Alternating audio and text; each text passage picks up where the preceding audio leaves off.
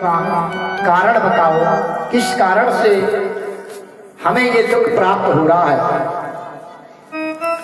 संत देखते हैं, ऋषि देखते हैं और बताते हैं।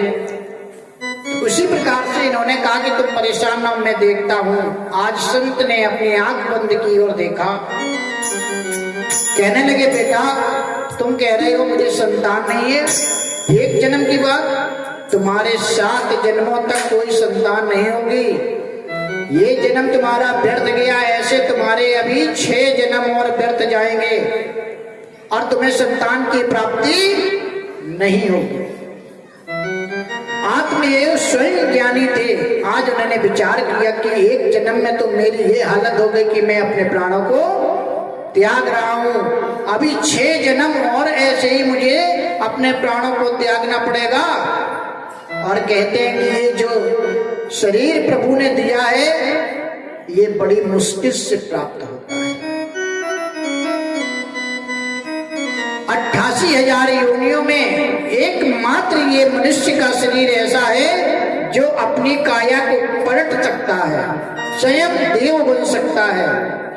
और किसी भी योनि में आपको ये प्राप्त नहीं होगा कि अपनी काया को आप पलट सकें। आप दान नहीं कर सकते हैं, प्रभु का नाम नहीं ले सकते हैं, कोई भी आप प्रभु के शरण वाला कार्य नहीं कर सकते। जानवर बना दिए गए, कीड़े बना दिए गए, कुछ कर नहीं सकते, लेकिन मनुष्य रूप में आप सारे कार्य कर सकते हैं। आज विचार किया आत्मदेव ने कि जिन्होंने ये देख लिया मेरे 7 जन्मों तक वो व्यक्ति क्या नहीं कर सकता है, वो हमें संतान भी दे सकता है। आज संत से कहने लगे कि हमें संतान दें। संत ने कहा, बेटा हम संतान नहीं दे सकते हैं। आत्मदेव ने कहा, महाराज मैंने सुना है कि यदि कोई अपने प्राणों को त्यागता है और यदि कोई देखता है तो उसको भी दोष लगता है। आप यदि हमें संतान नहीं देंगे तो हम अभी आपके सामने ही अपने प्राणों का त्याग करेंगे और आप इसके दोषी हो जाएंगे। संत को दया आ गई और संत ने अपनी झोली से एक फल निकाला और उसको अपने मंत्रों से अभिमंत्रित किया। कहते हैं कि तप के द्वारा कुछ भी हो सकता है। कहा गया है कि तप से विप्र सदा बरियारा, तप से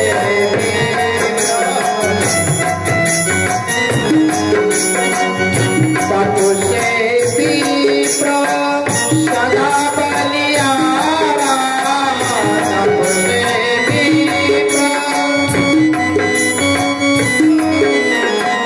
तप से करे सबको संगारा, तप से करे।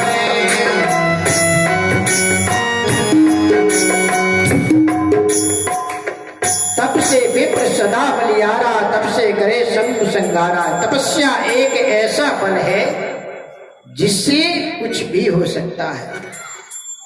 ब्राह्मण जब जन्म लेता है वो सभी की तरह रहता है, उसके पास कोई शक्ति नहीं रहती। कितने पंडित घूमते हैं। हम एक फैक्ट्री में पूजन कराने जाते थे, हमने देखा कि एक शुक्ला जी अग्रवाल साहब के बच्चे के जूते उतार रहे हैं और एक हमारे वो पैर छू रहे हैं।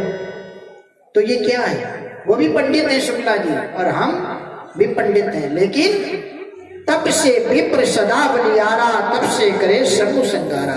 ये तपस्या जो हमने पूजन किया, पाठ किया, उसका ये बल है कि आज वो हमारे चरणों को छू रहे। ब्राह्मण के पास कोई शक्ति नहीं होती है, वो अपनी तपस्या से शक्ति को एकत्रित करता है, तब दूसरे को दे सकता है कि जाओ तुम्हारा ये होगा, कल्याण होगा। अगर ब्राह्मण ने कह दिया कि जाओ तुम्हारा कल्याण होगा तो कल्याण ही होगा। क्यों? उसके पास में तपस्या का बल। अभी हम कह दें कि मोदी ने खाते खुलवाए थे जीरो वाले और आप उससे 10,000 रुपए निकाल लाओ, कोई ला सकता है? जब है ही नहीं उसमें तो निकलेगा क्या? भगा देगा बैंक वाला कि जाओ जीरो खाता खुलवाया, 10,000 निकालने आ गया। और अगर उसमें आपने 100 200 करके डाले हैं और आपके 20,000 हो गए तो 10,000 आप निकाल सकते हो। बिना अकाउंट में पैसे कोई निकाल सकता है? जब है ही नहीं क्या निकलेगा? तो अकाउंट में जब होगा तभी निकलेगा। ऐसे ही एक तपस्या का बल है। यदि हम तप करके अपना अकाउंट भरते हैं तपस्या का, तभी हम कह सकते हैं जाओ सुखी रहो तो व्यक्ति सुखी हो जाएगा, क्योंकि वो हमारा कट के अकाउंट से उसको मिल गया। और जब हमारे पास कुछ है ही नहीं, हम तो खाए और सुनते रहे, तपस्या की नहीं, तो किसी का भला कैसे होगा? आज संत भी ऐसे ही हैं, तप करते हैं तब किसी का भला करते हैं। शंकर जी के पास में कोई शक्ति नहीं, विष्णु के पास कोई शक्ति नहीं, ब्रह्मा के पास कोई शक्ति नहीं, लेकिन ये कैसे बलवान हुए? तब से करे शंभु संगारा। सबके पास एक एक शक्ति थी। ब्रह्मा के पास में शक्ति थी कि आप सृष्टि करें, विष्णु को शक्ति दी गई कि आप सभी का पालन पोषण करें, और शंकर जी को शक्ति दी गई कि आप सभी का संहार करें। लेकिन शिव ने क्या किया? उन्होंने तपस्या में वो लीन हो गए और अपने प्रभु का ध्यान करते रहे और आज भी कर रहे हैं, जिससे उनके पास 2 शक्तियां आ गई। कौन कौन? मारने की और जीवन दान देने की। तभी किसी के पास में कोई विपदा पड़ती है तो कहते हैं कि महामृत्युंजय का जप कराओ शंकर जी का, क्योंकि वो ही जीवन दान दे सकते हैं। और जीवन लेने का तो उनके पास पहले से प्रमाण पत्र है संहार करने का, लेकिन जीवन वो दे भी सकते हैं शिव जी। इसलिए क्या आगे तप से विप्र सदा बलियारा, तप से करे संग तंगारा। आज उसी तपस्या के बल को एक फल में अभिमंत्रित करके दे दिया कि जाओ बेटा इस फल को अपनी पत्नी को खिला देना, और जब तुम्हारी पत्नी ये फल ले ले, किम क्रमेणे ऋषे दुःखम पूर्व पापे निसंचिता गदया पूर्वजातोयम कवोष्णमुपभुज्यते। आज ये फल अपनी पत्नी को देना, लेकिन इसका एक नियम है। ये फल वो खा लेगी तो उसके एक सुंदर पुत्र होगा, लेकिन नियम के साथ में जब इसका बच्चड़ करेगी तब। क्या नियम है? सत्यम शौचम दया दानम दामेक भक्तम तु भोज्यम वर्षावधि स्त्रिया कार्यम तेन पुत्रो अति निर्मल। सत्यम शौचम दया दानम, सत्य का पालन करे, एक समय भोजन करे और शुद्धता को धारण करे। यदि उसने 1 वर्ष ऐसा किया तो क्या होगा? एक निर्मल सुंदर पुत्र उत्पन्न होगा, जो तुम्हारे 7 पुस्तकों को भी तार देगा, ऐसा पुत्र मिलेगा। आज आत्मदेव वो फल लेकर के अपने घर में आ गए और घर में ला करके अपनी पत्नी को दिया, लेकिन इसकी पत्नी तो बहुत ही निर्दयी थी। कहते हैं इनकी पत्नी कई दिन तक नहाती नहीं थी, कोई बात नहीं सुनती थी, आत्मदेव की कोई बात नहीं मानती थी। कहते हैं कि नारी कई प्रकार की होती है। यही नारी होती है कि नारी नर की खान है और ऊंची है उपकार। हम सब रहे पेट में पालकियों तैयार, जिस घर में नारी है नहीं, वो घर नरक समान। नारी से शुद्ध होत है ध्रुव प्रहलाद समान। तो किसी ने कह दिया कि नारी से शुद्ध होते हैं रावण कंस समान। नारी से ही ध्रुव प्रहलाद के जैसे पुत्र उत्पन्न हुए और नारी से ही रावण और कंस जैसे भी पुत्र हुए। एक नारी कहते हैं कि नारी के 8 रूप होते हैं, उनको कहते हैं अमहक। आज 8 बातें धुंधली के अंदर थी जो आत्मदेव की पत्नी थी। कौन कौन 8 बातें हैं? एक अमहक वो होत है जो दामाद को बसावे तीर। पहली गलत खराब नारी उसको कहा गया है जो सब कुछ होते हुए भी अपने दामाद को अपने घर में रख ले। एक तो मजबूरी होती है और दूसरी क्या होती है? जबरदस्ती। अपनी अम्मा को छोड़ करके मेरे पास रहो आके, हमारी बिटिया हमारे घर में रहेगी, वो पहली अमहक कहलाती है। अमहक माने होता है दुष्ट। दूसरी अमहक वो तो है जो ससुराल बसे न जात है। दूसरी कौन होती है? जो अपने ससुराल में नहीं रहते, गई बवाल मचा दिया, अलग हो गई। तीसरी वो तो है जो बिराए घर धरोवर धरे। पता लगा पति तनख्वाह लेकर के आए, उसमें से 100-200 चुरा करके पड़ोसी के घर में जमा करती रही। और जब बहुत सारा धन हो गया तो पड़ोसी ने कह दिया कौन से पैसे? मांगा कि दे दो आज हमें जरूरत है। तो कहले कौन से पैसे? कहले वो हम तुम्हें देते रहे। कहले अरे जाओ। अब वो घर में आकर के रो रही फूट फूट के कि हमने तो इधर अपने पति की जेब साफ की और इनको देते रहे। अब हम उन्हें बता भी नहीं सकते हैं कि इन्होंने शुक्ला जी ने मेरे पैसे मार दिए। चुप्पी मुंह बंद करके बैठी है, रो रही है। शाम को पति आए, जबरदस्ती हंसना पड़ रहा, नहीं पूछते क्या बात हो गई। तो बता भी नहीं सकती हैं। जैसे अभी नोटबंदी हुई थी तो माताओं ने बहुत बहुत रुपया निकाल के दिए ना, मेरे भी जमा कर देना। 500 के नोट धरे, ये कहाँ से आए? अरे वो हमारे जो मिलने वाले हैं वो दे गई थी, हैं इनको बैंक में जमा कर देना। 10,000 किसी के 50,000, किसी के पास 1 लाख निकले। कहने जल्दी जमा कराओ, नहीं कागज के नोट हो जाएंगे। और चौथी अम्मा कौन होती है? चौथी वो होत है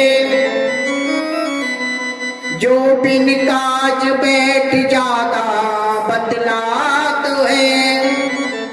अपने घर का कार्य कर लिया सब सवेरे से और फिर पहुंच गई बगल वाली के यहाँ। जिज्जी ऐसा था, जिज्जी वैसा था। वो कह रही अरे जाओ हमें काम करने दो मन में, लेकिन ना जबरदस्ती। फिर 1 कप चाय भी पी ली, फिर ठकर लगी हैं।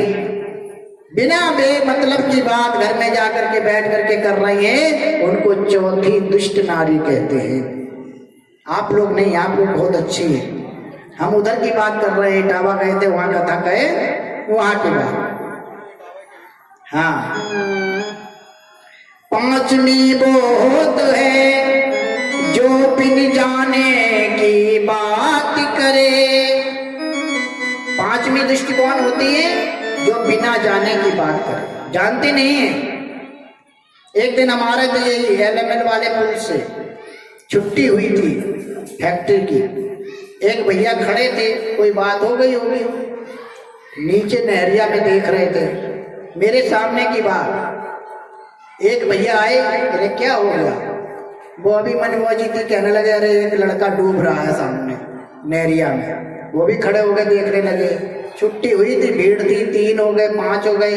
अब वो चुपचाप खड़ा कर क्या हो गया, दूसरा बता रहा है, एक लड़का डूब रहा था, देखा नहीं उसने। अब 4, 5, 8 पिटारा पर पूरा पुल भर गया। अब वो जो पहले वाला था वो खसक गया, अपने घर आ गया, और वहां हर व्यक्ति यही बता रहा है, एक लड़का था डूब रहा है। देखा किसी ने नहीं। अब तक देख रहे हैं, भीड़ लग गई, पुलिस आ गई, कहां डूबा पता नहीं। तो बिन जाने की बात करें। अगर आप जानते नहीं हैं तो कोई बात नहीं करनी चाहिए। आपने वो कथा तो सुनी होगी, एक लोगों ने कर्जा ले रखा था, किसी को दिया था, और वो कर्जा वापस नहीं कर रहे थे। एक दिन उन्होंने अपने मित्र से कहा कि हम अपनी पत्नी को सब बताते। उन्होंने कहा सब मत बताया करो। उन्होंने कहा ऐसा नहीं, मेरी पत्नी बहुत अच्छी है। कहने लगे ना मानते हो तो देख लो। तो उन्होंने कहा क्या देखे, तो उन्होंने बताया कि ऐसा है, एक तरबूज ले लो, आधा तरबूज काट करके मोछे में बांधा, और तुम ये कह देना जा करके कि हम ये जिसने मुझे कर्जा लिया था उसका मैं सर काट के आज ले आया। गया घर में, पत्नी ने कहा ये क्या है भाई, लाल लाल सब चमक रहा। बोले ऐसा है, ये हमारा कर्जा लिए था, वो दे नहीं रहा था, आज उसकी हम गर्दन काट के ले आए और अंदर वाले कमरे में गाड़ दे रहे, किसी को बताना नहीं। पत्नी ने कहा हम काहे बताएंगे, तुम्हारे पति जेल चले जाइए, हमें क्या मिली है, हम किसी को नहीं बताएंगे, तुम बिल्कुल चिंता ना करो। धीरे धीरे समय व्यतीत हुआ। वो एक दिन साथ में डोल डाल गई और अपनी सहेली को बताया। कहने लगे देखो दीदी, एक बात है, बताना नहीं, तुम हमारी सबसे अच्छी सहेली हो, हम तुम्हें बता दे रहे, हमारे पति गर्दन काट लाए हैं। किसकी? एक को कर्जा दिया था, दे नहीं रहा था। कहना अरे हम क्या बताइए, तुम्हारी सबसे अच्छी सहेली हो, हम किसी को नहीं बताए, तुम चिंता ना करो। उन्होंने अपनी सहेली को बताया, उसने दूसरे को, तीसरे को, 5वें को, पूरे गांव में पता लग गया कि जो है सेठ जी एक की गर्दन काट लाए और अंदर वाले कमरे में गाड़ दी। पुलिस आ गई, सेठ जी को पकड़ लिया, गर्दन काट करके लायो। कहाँ गाड़ी है? बोले अंदर वाले कमरे में। खोदा गया तो क्या निकला? तरबूज। तो बताया कि नारी के पेट में कभी भी बात छुपती नहीं। तो बिन जाने की बात करें, वो 5वीं अमहक होती है। छठी वो होत है जो बिन बुलाए पंचायत कर। अब कोई 4 माताएं बैठी किसी से बात कर रही हैं कि देखो बिटिया की शादी है, ऐसे करें, क्या करें, और उन्हें बुलाया कि नहीं, वो ठान से आ गए। अरे देखो हम बताएं तुम कैसे करो, जबरदस्ती, उनसे पूछा भी नहीं जा रहा। कह ले उन्हें जरूर बुला लेना, सचान साहब को। अब बताओ, उनसे उनकी चल रही है, उनकी मित्रता जो होता है, सचान साहब को बुला लेना। बिना मतलब की बात करती है, उनको छठी अमहक कहते हैं, जो जबरदस्ती किसी की बात में अपनी टांग अड़ा करके अपनी बात को सिद्ध कराती है। 7वीं वो तो है जो घर का भेद बतात है। अपने घर में क्या रखा क्या नहीं रखा ये दूसरों को बताती हैं कि आज देखो हमारा जो है बॉन्ड पूरा हो गया और हमारे पति 1.5 लाख निकाल कर घर में रखा है। अब पता लगा कुछ नहीं हुआ, चोरी नहीं हुई, कुछ नहीं हुई, पता लगा कि उन्हें वो आ गई कि दीदी 50,000 उधार दे दो। अब बेचारे कैसे, तो 6 साल में बॉन्ड 8 साल में पूरा किया और 50,000 ना दिया तो लड़ाई हो गई। तो अपने घर का भेद किसी को बताना ना चाहिए। 8वीं कौन होती है? झूठी गवाही, झूठी कसम खात है, वो अमहक कहलात है। जो पल पल में झूठी कसम खा जाती हैं, और झूठी कसम किसकी खाएंगी? तुम्हारी। तुम्हारी ऐसा नहीं है, तुम्हारी कसम ऐसा नहीं, अपनी कसम कभी नहीं खाएंगे, मतलब कि तुम मर जाओ हम बच जाए, उनको अमहक कहलाते हैं। ये सारी बातें धुंधली के अंदर थी। धुंधली ने वो फल लिया और उस फल को देखा, आत्मदेव से कह दिया कि आप चिंता न करें, मैं ये फल निश्चित ही खा लूंगी। आज देख रही उस फल को और विचार कर रहे कि मैंने फल खा लिया। फल भक्षेण गर्वः, अगर ये मैंने फल खाया तो मेरे गर्व होगा। स्यागर्भेणोदर्वर्धिता, वो पल पल रोजाना बढ़ेगा और मेरा पेट बड़ा हो जाएगा। स्वल्पा भक्षम ततो शक्ति, अगर मेरा पेट बड़ा हो जाएगा तो मेरा भोजन कम हो जाएगा। जिन माताओं के पुत्र होते हैं वो भोजन कम करती हैं, सही है ना? हाँ, भोजन कम हो जाता है और खट्टी मीठी चीजें ज्यादा खाने लगते हैं इधर उधर की। ये वेदों में लिखा है सब। कहता पंडित जी को कैसे सब पता है? एक एक हमारे इस शरीर की बात गरुड़ पुराण में लिखी है। एक एक हमारे गर्भ में बच्चा कैसे आता है वो पल पल की चीज आपको गरुड़ पुराण में मिलेगी। वेदों में सब लिखा, उसी वेद से ये हमारा शरीर तैयार हुआ है। तो हमें सब हमने पढ़ा है। क्या बताया कि शिल्पा बच्चे ततो शक्ति गेहकारम कथम भवेत्, अगर मैं कम भोजन करूंगी तो मेरी शक्ति कम हो जाएगी। भाई जो भोजन कम करता है उसकी शक्ति कम हो जाती है, और जब मेरी शक्ति कम हो जाएगी तो मैं अपने घर के काम कैसे कर पाऊंगी। द्विवात घाटी ब्रजित ग्रामे, संकोच बस कभी मेरे घर में आग लग गई तो मेरा पेट बड़ा होगा, मैं भाग नहीं पाऊंगी और उसी में जल के मर जाऊंगी। सोच रही है, देखिए कब की उल्टी सीधी बातें सोच रही, क्योंकि इसका नाम है धुंधली। धुंधली माने होता जो दिखाई ना दे, उसका दिमाग में धुंधलापन भरा हुआ है। फलाद वेद गर्भणे सुखबन्ने पश्येत गर्भेस्तम कुच्छे कथमोत्रजेत।